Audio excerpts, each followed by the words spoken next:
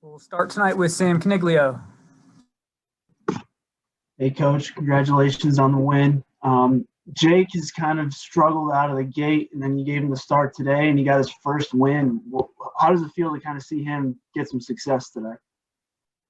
Yeah, we need somebody else to step up and give us some starts. It's no secret. I say it every time somebody interviews me that starting pitching is the key to this thing. So we're just trying to find pieces, man. And he's got a history here of being able to start. So he's gonna have to have a shot at this thing. So it was good to see him go out there and throw up some zeros and get some of his pitches back. He looked a little bit like the Jake Carr of old tonight after the first inning. Next is Greg Carey. Coach, you indicated after Sunday's win that, every season has that turning point. I know that there's obviously a lot to build off of still, but how do you feel about your club heading into a big weekend series after this one? Well, good.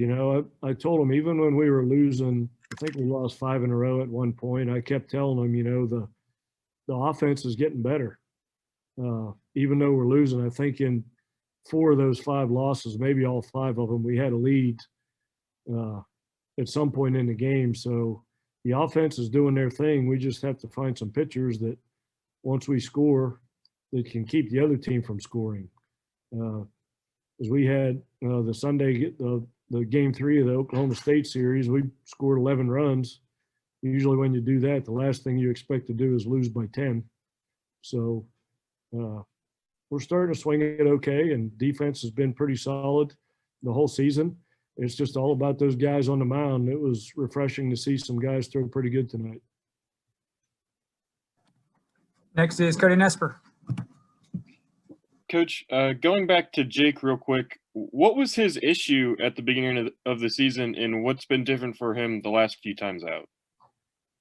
He was just pitching up in the strike zone. Some guys have a fastball that's conducive to being able to pitch up in the strike zone, like a Madison Jeffrey that throws it up there 95, 96 miles an hour, and guys swing through it. But Jake's not that guy. He's a 2-seam fastball guy with sink and run on his ball, and he just can't pitch up in the zone like other guys. And that's what he was doing early on.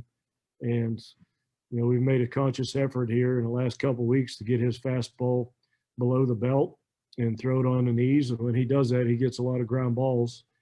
And that's how he got out of that first inning with a nice double play ball. So it's starting to come for him. He's starting to get a little more confidence and starting to spin his curveball a little bit more. So he's trending in the right direction for sure.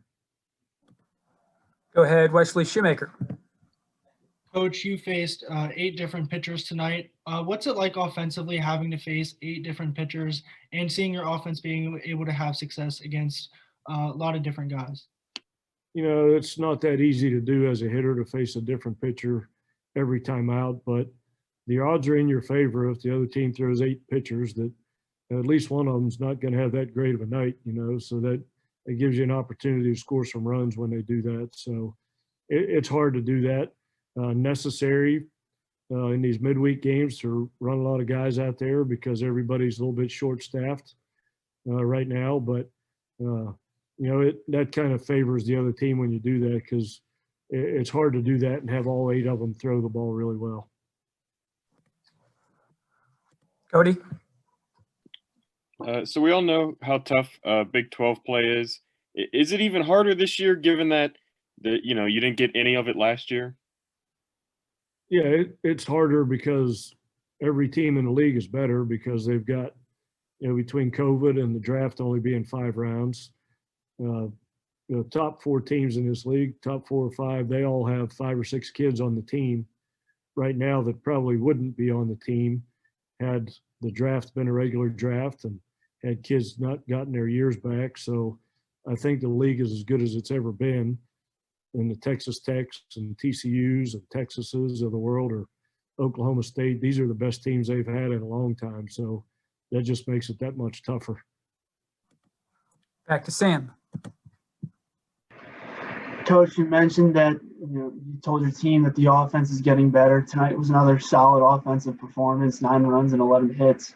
What are you liking about your offense so far right now?